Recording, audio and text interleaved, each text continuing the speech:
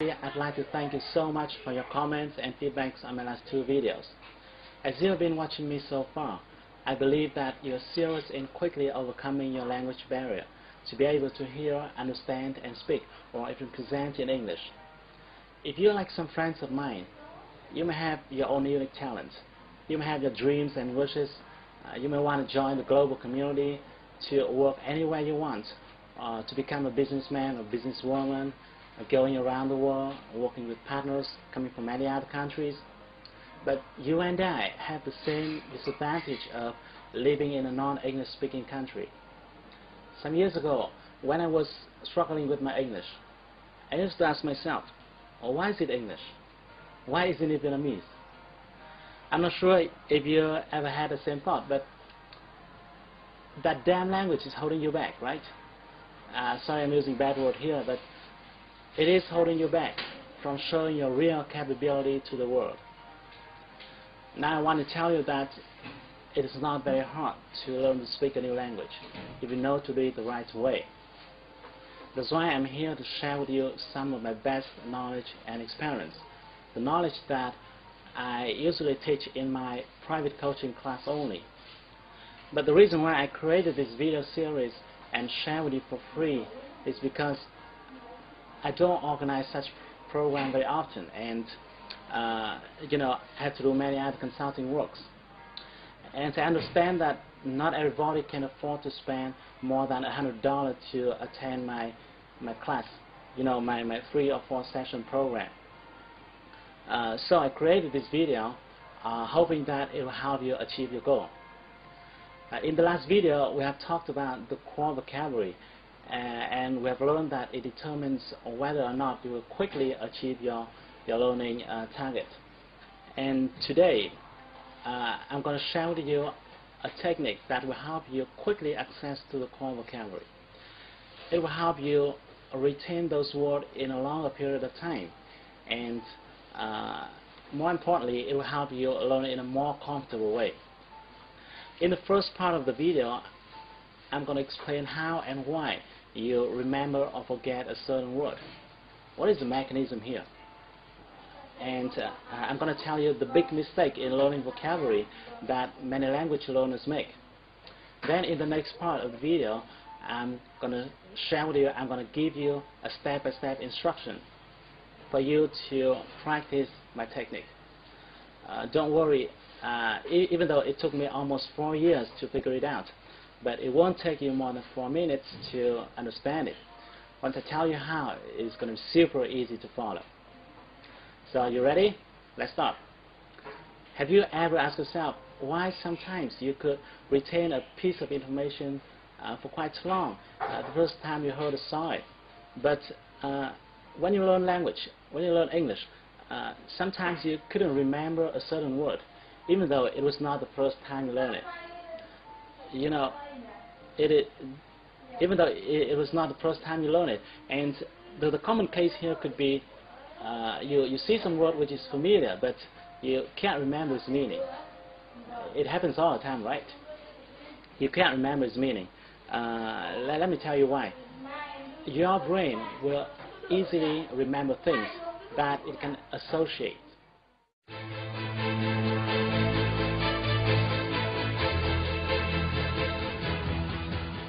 In his book, Second Nature, Human Brain Science and Human Knowledge, the Nobel Prize-winning author Gerald Alderman reveals a lot of interesting findings about human brain. He found that our brain cells function by a mechanism that he called recognition and association. Because of association mechanism, you can easily remember a piece of information that had something to do with your existing data in your brain.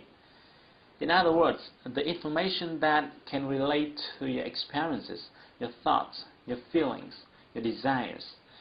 It will be very hard for you to remember a piece of information that has nothing to do with you.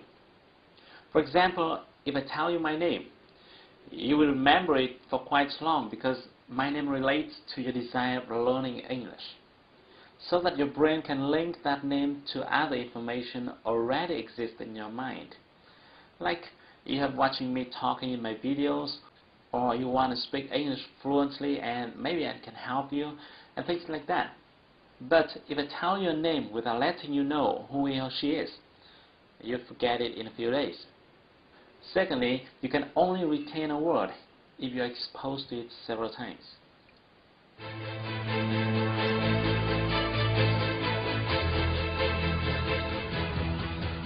This is a very important point here, and many people don't know it.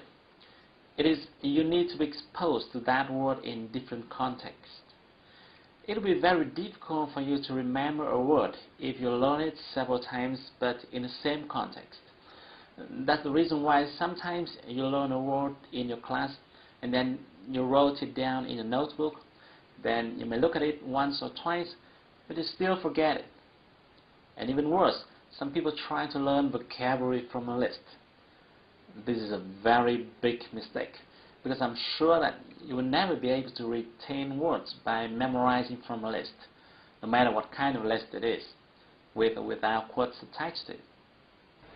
So remember, you can retain a word much more easily if you are exposed to it several times and in different contexts. Now let's move to the next part. Let me show you my technique, the free reading technique.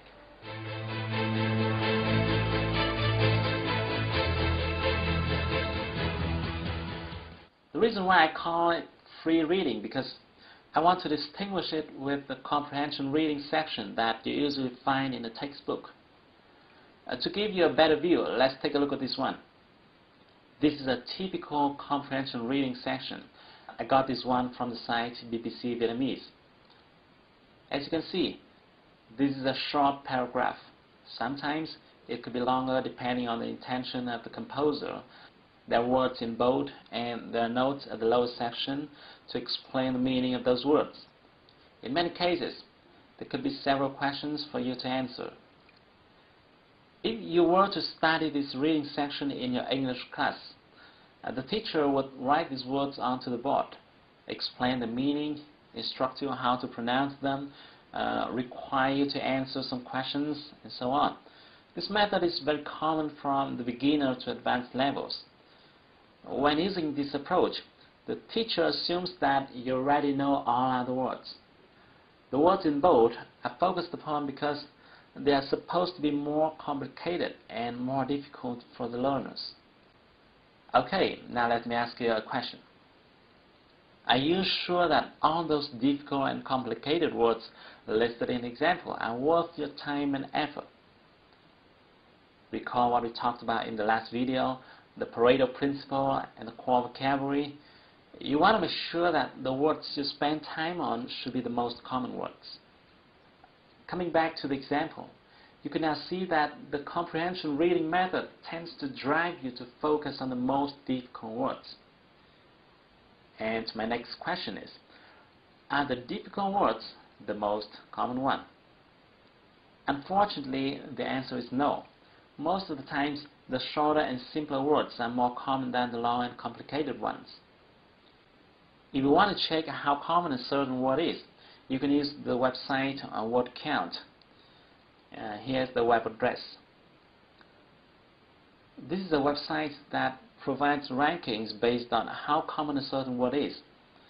Even though I can't vouch for its reliability, but at least it can give us a rough idea. All you need to do is to enter the word you want to check in the Find Word box and then click the arrow button next to it. Let's give it a try with the word humanitarian from the reading section. Here we go. We got a ranking of 11,000 plus. This result shows you that the word is far less common than the 3,000 most common words. Now let's come back to the example and see how we can approach it in a more efficient way. What we're going to do is that we are going to remove all bolds from the words in the passage. Because this paragraph is quite short, I need a long one to make my point clearer. So I simply did a search on Google and found this one. This is another article talking about the same story. Now what I'm going to do is I copy and paste it into the Word document.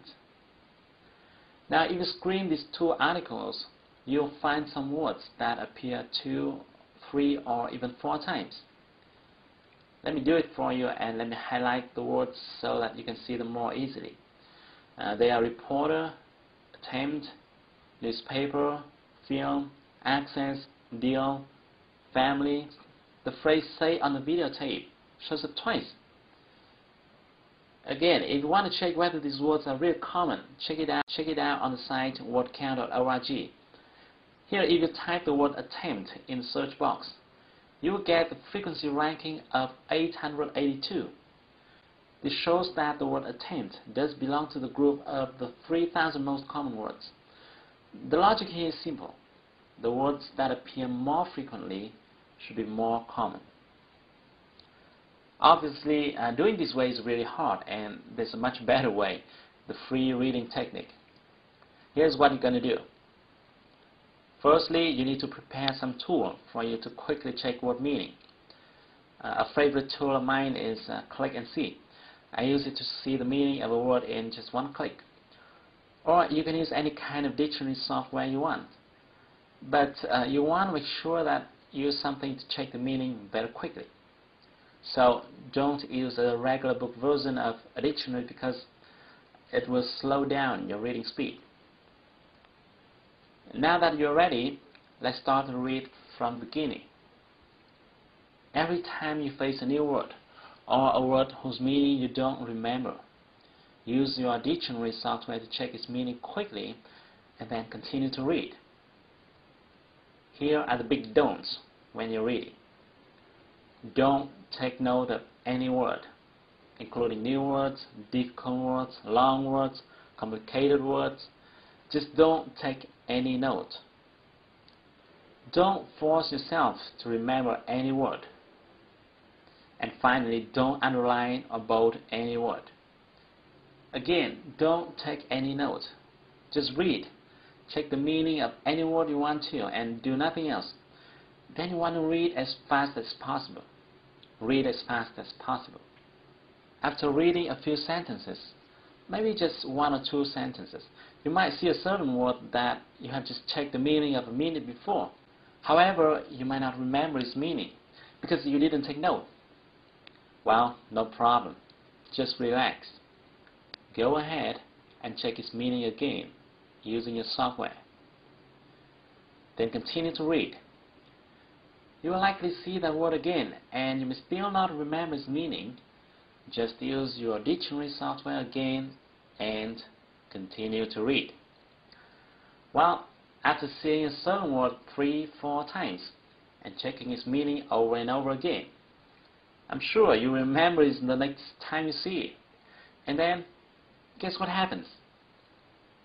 You'll have learned a word from the core vocabulary. Here's the key. Those words that you have seen over and over again are the most common words. The methodology here is very simple. The most common words must show up repeatedly. After reading a long piece, you will forget many words and retain some words. Those that you forget are uncommon words. Those that you retain are common. Now, you might be wondering why such a simple technique could be so powerful. Let me explain.